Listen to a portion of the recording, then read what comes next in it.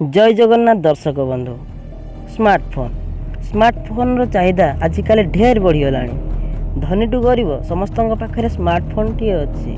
कारण ये स्मार्टफोन द्वारा पृथ्वीटा आज छोट भली लगुच, किंतु से फोन रे चार्ज नथिले ताहा एक खेलना सदृश। आज मु आपण मानक स्मार्टफोन रे किपरि अधिक समय जाए चार्ज रहिबो 5टी टिप्स देवी।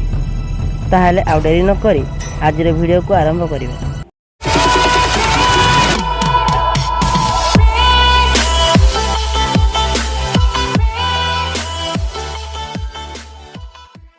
टिप्स नंबर 1, सब बेले स्मार्टफोन बैटेरी रे अधा किंबा ताठार अधिक चार्ज रखा चेष्टा करंतु।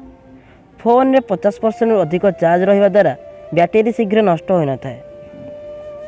टिप्स नंबर 2, फोन को ठंडा स्थान रखिया भल, कारण गरम स्थान रहिबा द्वारा बैटेरी उपर नकारात्मक प्रभाव पड़ता है।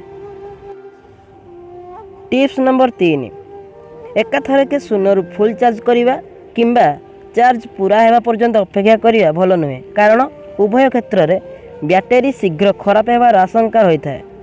तेणु बैटेरी को एकाथर के चार्ज करिया परिवर्ते अल्प समय व्यवधान में दिन सारा चार्ज करांतु।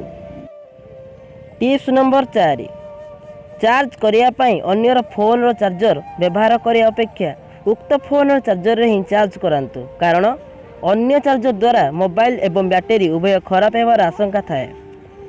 टिप्स नंबर 5, अनेक समय फोन को आसुवा मेसेज एवं कॉल जोगु आमे फोन को स्विच ऑफ करी चार्ज लगाई न थाउ, किंतु फोन को स्विच ऑफ करी चार्ज करिया द्वारा यार बैटेरी रे अधिक दिन पर्यंत खराब न हेबा सह फोन शीघ्र चार्ज मध्य हो जाई थाए।